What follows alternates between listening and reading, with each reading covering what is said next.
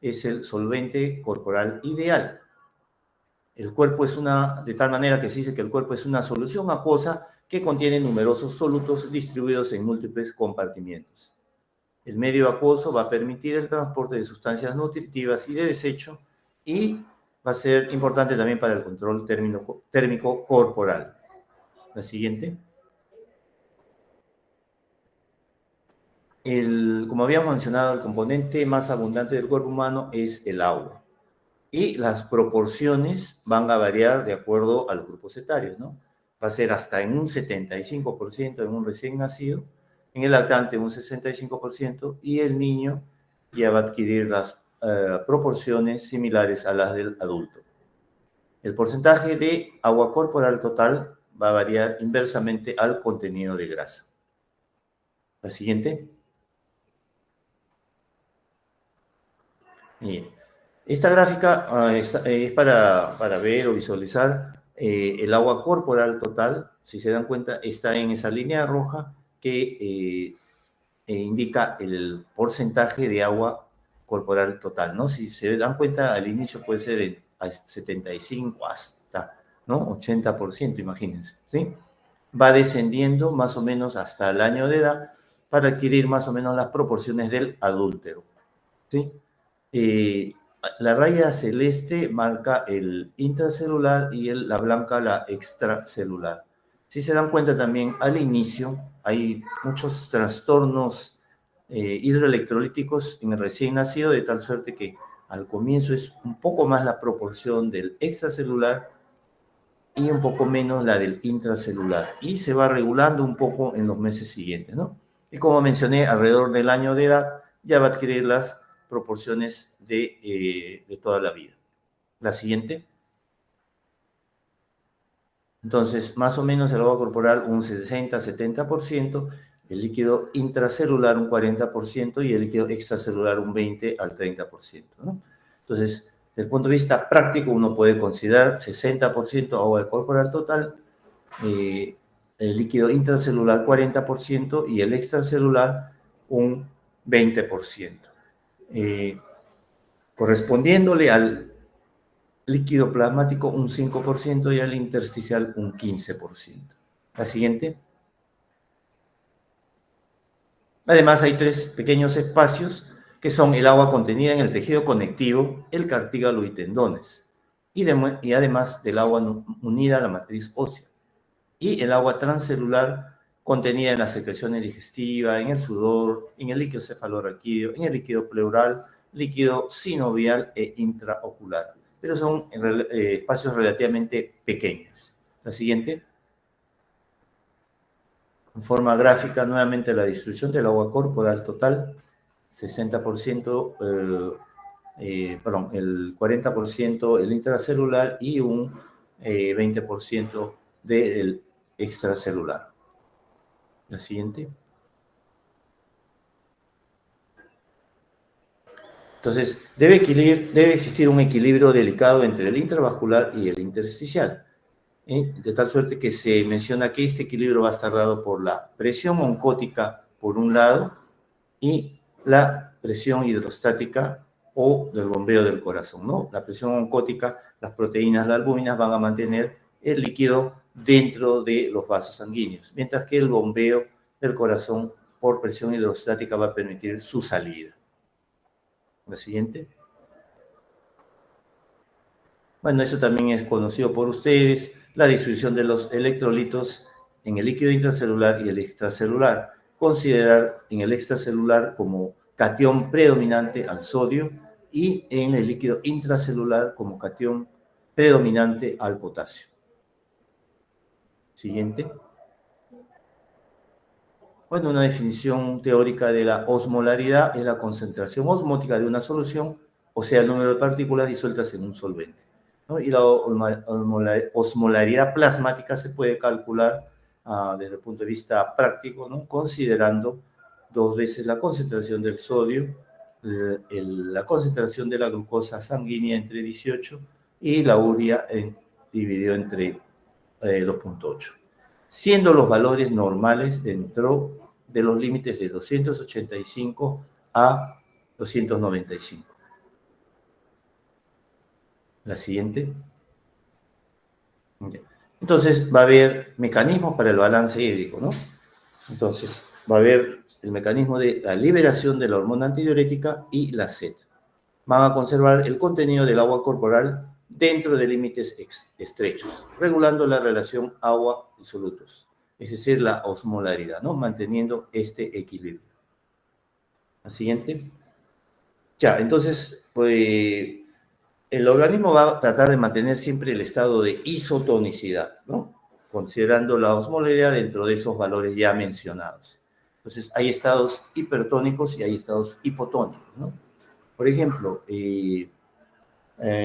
un paciente que haya tenido una actividad o un ejercicio físico, ¿no? Y va a tener sudoración, transpiración y no va a ingerir líquidos, va a tener un estado hipertónico, ¿no? Entonces, esto va a ocasionar el estímulo de osmoreceptores hipotalámicos, los cuales van a despertar la sensación de sed y van a aumentar la liberación de la hormona antidiurética. Entonces el paciente va a tratar de ingerir agua y internamente va a haber aumento de la retención renal de agua para mantener la isotonicidad. Por el contrario, un estado de hipotonicidad, paciente que haya ingerido abundante líquidos, va a haber inhibición de los osmoreceptores hipotalámicos, disminuyendo la sed, disminuyendo la liberación de la hormona antidiurética, disminuyendo la retención renal de agua y disminuyendo la ingestión de agua, ¿no? Para mantener nuevamente el estado de isotonicidad. La siguiente. Bien.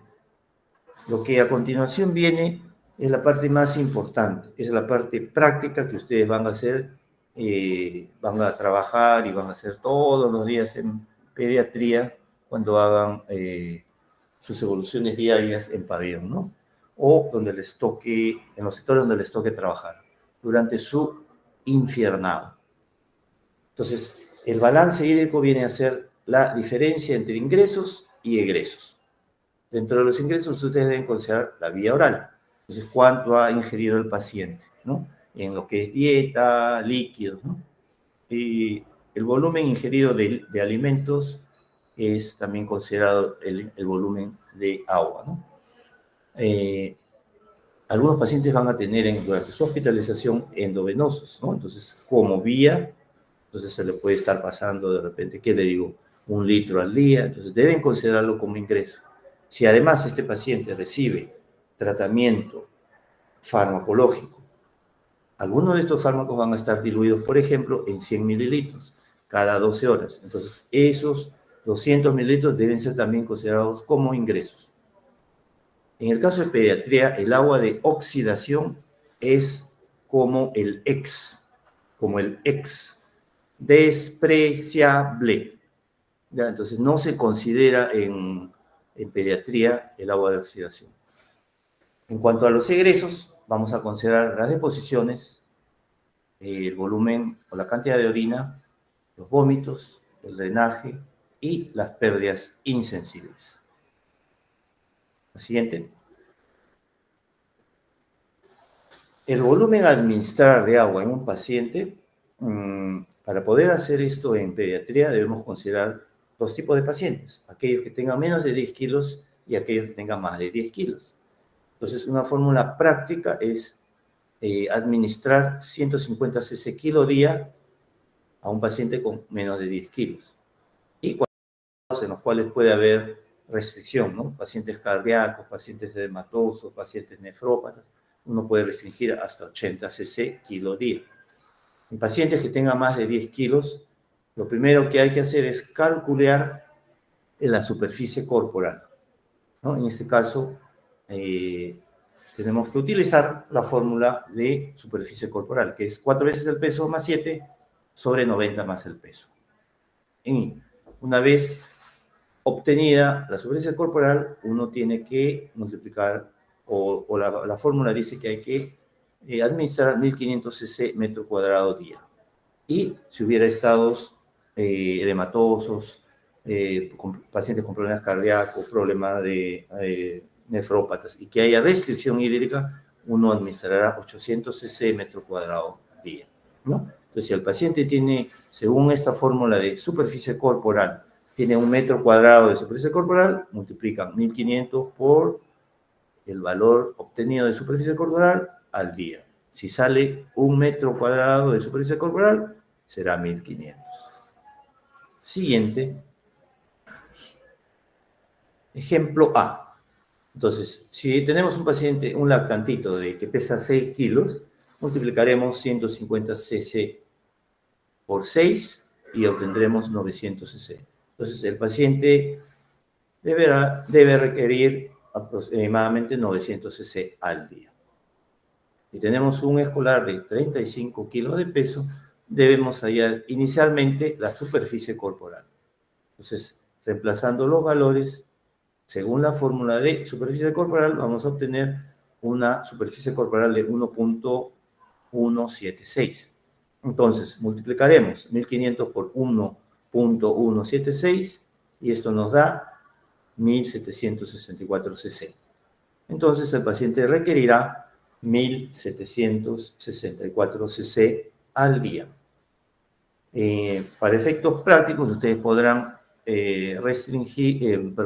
redondear a 1700 o a 1800, ¿no? O 1750. Luego, estas son fórmulas prácticas, digamos, y ustedes viendo el estado de hidratación del paciente, podrían dar un poquito más de lo que dice la fórmula o un poquito menos, si el paciente está deshidratado o sobrehidratado. Siguiente. Hay otro método denominado el método de Holiday-Segar, para lo cual ustedes deben considerar el peso corporal y de acuerdo a ello administrar la cantidad de agua de acuerdo a la siguiente formulación. Para los primeros 10 kilos ustedes van a multiplicar 100 mililitros por kilo por día, ¿no? Entonces, si el paciente tuviera 10 kilos, multiplicarían 10 por 1000, sería 1000 cc. Por los segundos 10 kilos, es decir, si el paciente pesa 12, 15, 18, deberían multiplicar 2 kilos, 5 kilos o 8 kilos por 50.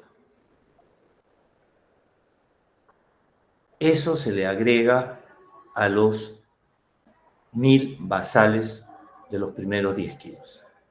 Si el paciente pesara más de 20 kilos, tenemos que sumar el basal de los primeros 10 kilos, el basal de los segundos 10 kilos y adicionar por cada kilo extra 20 mililitros kilo día. Entonces, ese es el primer cálculo que hay que realizar. Una vez que ustedes realizan ese cálculo, podemos también hacer el segundo, que tiene que ver con los electrolitos a administrar. Y hay una fórmula ahí que dice, los electrolitos a administrar. Sodio, 3.000 equivalentes por cada 100 mililitros de agua. Potasio, 2.000 equivalentes por cada 100 mililitros de agua. Ahorita vamos a ver algunos ejemplos. Siguiente. Ya, entonces el ejemplo Holiday-Segar 1. Un paciente que tiene 12 kilos. Este paciente requerirá por los primeros 10 kilos, multiplicamos 100 mililitros por 10, esto nos da 1000 mililitros. Por los siguientes 2 kilos hay que multiplicar entonces 50 por 2 kilos, sale 100. Según la fórmula vista anteriormente, Holiday-Segar. Sumamos 1000 más 100, esto nos dará un volumen total de 1100 mililitros al día.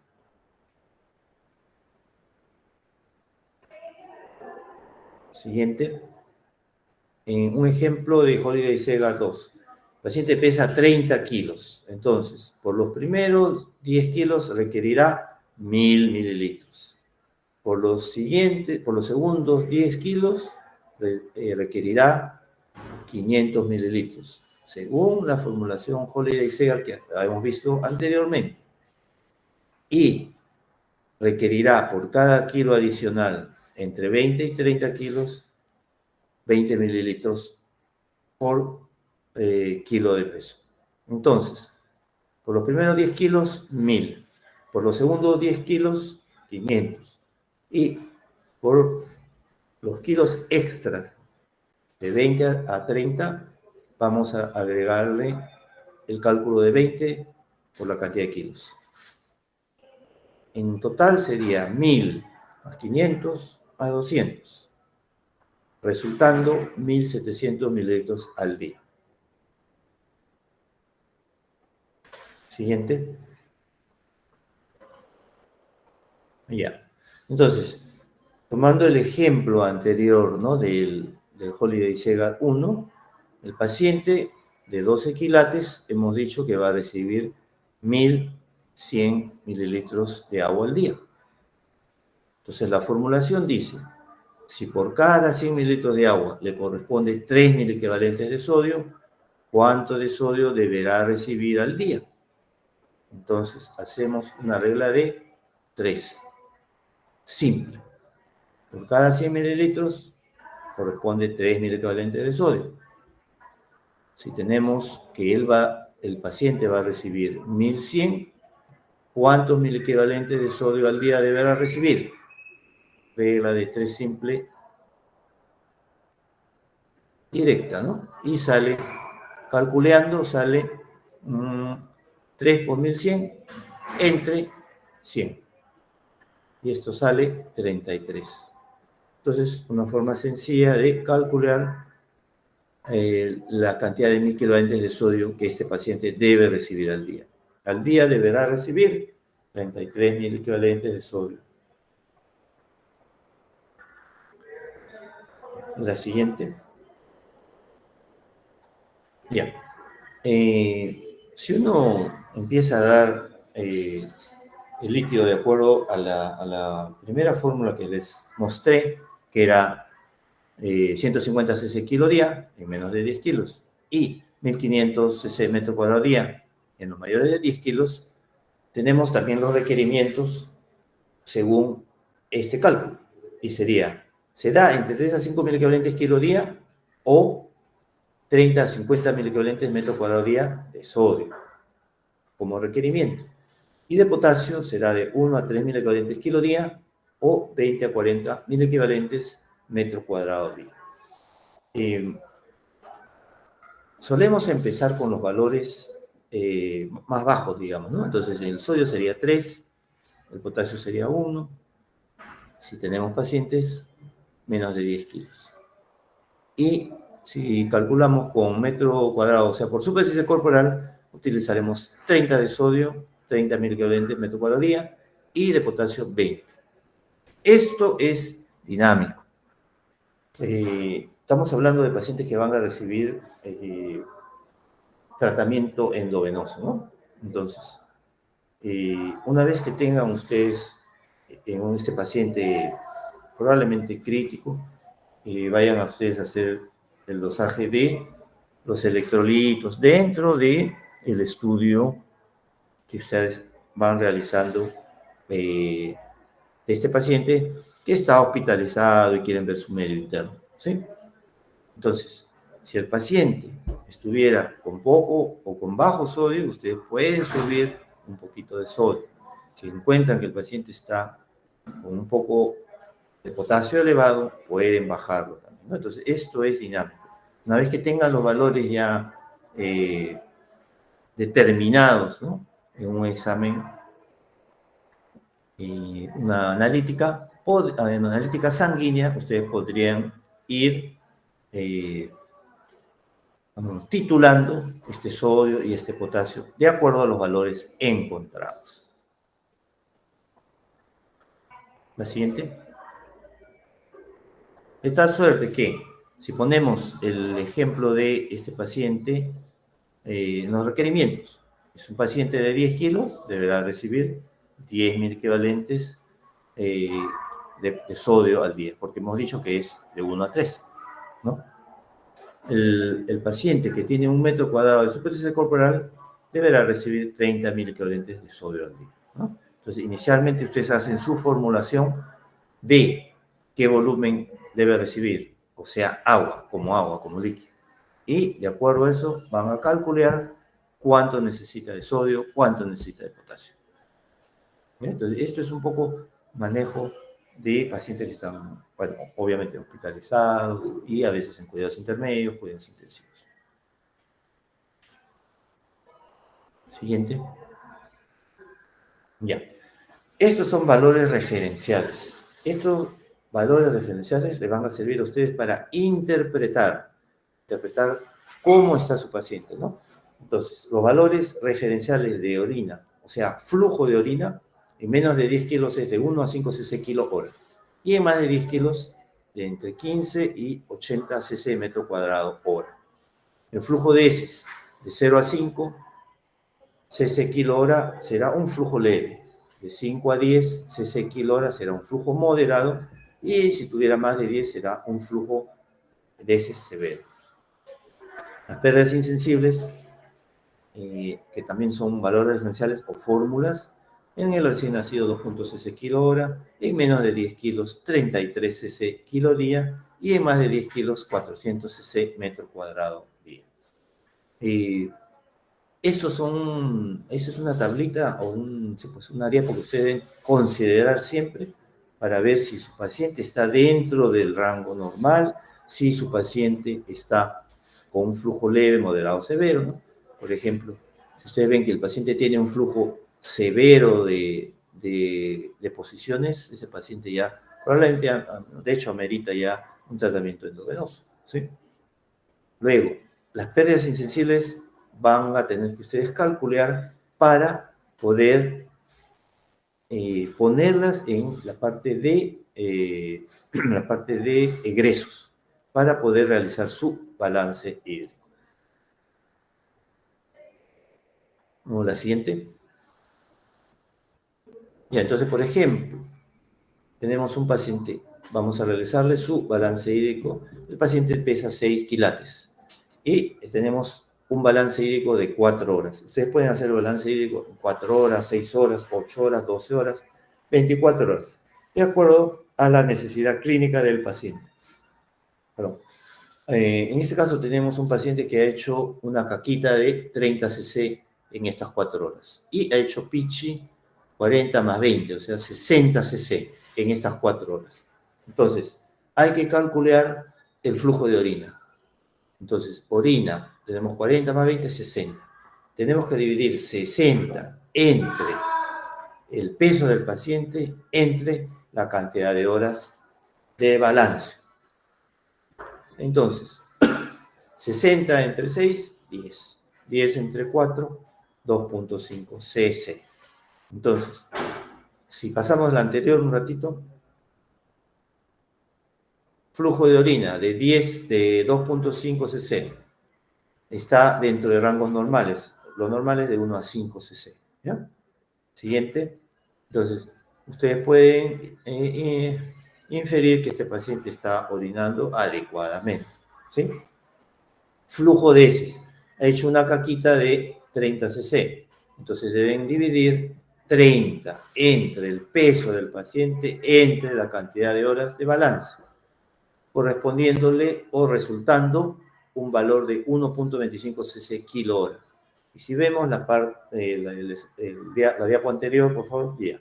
Entonces el paciente tiene un flujo de heces leve. ¿Sí? Entonces, siguiente. Ustedes pueden decir que este paciente tiene un flujo de orina adecuado y un flujo de heces leve. Entonces, esto, el cálculo de los flujos es para interpretar. Ustedes pueden decir, este paciente está bien, está mal, se me está yendo para acá, se me está yendo para allá, ¿no? Y las pérdidas insensibles, en este caso, tenemos que multiplicar, según la fórmula, 33 por el peso por la fracción de día a realizar el balance. En este caso es 4 horas, o sea, tenemos que poner 4 sobre el 24. Si ustedes hacen el balance de 6 horas, tendrán que poner 6 sobre 24. Si hacen el balance de 24 horas, tendrán que poner 24 sobre 24. ¿Sí? Y en este caso resulta un valor de 33 cc en 4 horas. ¿Ya? Ese resultado, 33 cc, tienen que ponerlo en egresos y sumarlo en ese balance hídrico. Siguiente. Ya, un ejemplo de balance hídrico 2, ¿no? Esto es un paciente que tiene 28 quilates. Lo primero es que hay que calcular la superficie corporal y sale aproximadamente 1. Entonces, este paciente en un balance de 6 horas ha hecho 2 cacas de 140 más 140, sale 280. Y ha hecho 2 pichis de uno de 90 y uno de 90. Entonces, tenemos que calcular el flujo de heces, 280 entre 28 entre la cantidad de horas de balance. 280 entre 28 sale 10, entre 6 horas sale 1.cc kilo hora. Entonces, si se acuerdan de la diapo anterior, de esa, decíamos que el paciente tenía un flujo de heces leve, ¿no? Avanzamos 2, ahí. Entonces, tiene un flujo de heces leve, entonces podemos estar un poco tranquilos. Y el flujo de orina es 180 entre el superficie corporal, que salió 1, entre la cantidad de horas, y salió 30 cc metro cuadrado hora. 2 diapos anteriores dice que lo normal es entre 15 y 80. Entonces está dentro de lo normal. Entonces esto, como le digo, los flujos les va a servir para a ustedes para interpretar cómo está yendo el paciente. ¿Sí? Y las pérdidas insensibles, según fórmula, debemos hacer 400 por superficie corporal por fracción del día. Ojo, pestaña y pluma. Fracción del día. ¿Ya? En este caso son 6 horas del día, 6 sobre 24. Entonces hacemos el cálculo correspondiente y sale 100 cc en 6 horas. Entonces 100 cc en 6 horas tenemos que poner como valor en el paciente en el balance hídrico como egreso. ¿Ya? Muy bien, siguiente. Ya, muy bien. Hasta ahí es lo que quería mostrarles sobre lo que es requerimientos hidroelectrolíticos. Sobre todo, la segunda parte, que es la parte más importante, que es la parte práctica que ustedes van a utilizar y van a hacer todos los días durante su infiernado en pediatría. A ver, Juan Pablo, del día usted. Que hable, Juan Pablo. Sí, es de los ejercicios, ¿los podría repetir que no lo entendí bien? ¿Los qué, perdón? De los ejemplos, dos últimos ejemplos que dio. Ah, ya, a ver, retroceda, a ver. Ya, el siguiente, la primera. Ya, ahí. Entonces, en el balance hídrico es realizable cada 4 horas, cada 6 horas, cada 8 horas, depende. En este caso, es un ejemplo de 4 horas, ¿sí? Entonces, tienes que ver cuánto de caca ha hecho y cuánto de piche ha hecho. Entonces, para calcular el flujo de orina, ¿sí? Para calcular el flujo de orina, tienes que poner el volumen que ha hecho de piche o en este caso de piche, ¿no? Sobre la cantidad de horas sobre el peso. ¿Ya? Dividir el volumen entre la cantidad de horas y entre el peso. Y eso determina el valor de flujo de orina. Lo mismo habría que hacer con el flujo de heces. Dividir el volumen realizado de caca entre el peso, entre las horas del balance. Ya. Juan Pablo, ¿hasta ahí has entendido esa parte? De la pérdida sensible, ¿cómo es que sale 33? Ya. Porque, a ver, retrocedemos una. Ahí, tienes que considerar en menos de 10 kilos, la fórmula dice, considerar 33 cc kilo día. Y si tuviera más de 10 kilos, considerar 400 cc metro cuadrado día. ¿Ya? Entonces, Okay. sí, entonces ahí Sí. tenemos que hacer 6 por 33 entre la fracción. Ya. 6 entre la fracción de día. ¿Ya? El siguiente ejemplo de BH2, ya. Igual, hay que calcular superficie corporal, hay que calcular volumen, sumar el volumen de caca, volumen de pichi, y eso se va a dividir entre superficie corporal o entre peso, entre la cantidad de horas.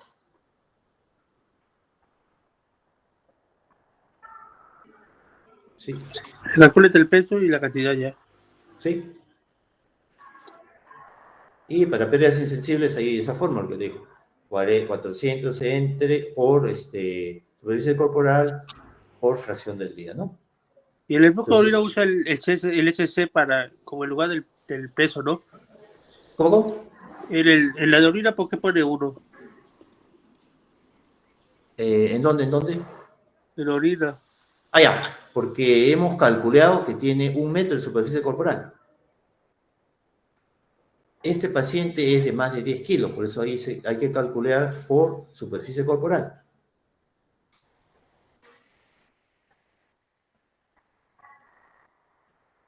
¿Sí?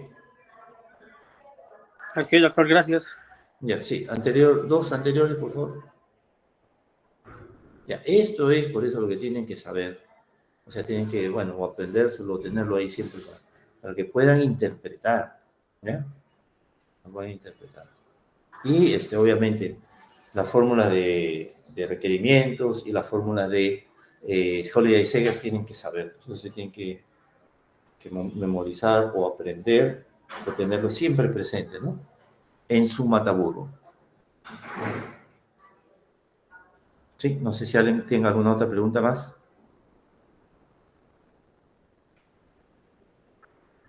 Ya. Muy bien. Entonces, de mi parte, les agradezco la atención, ¿sí?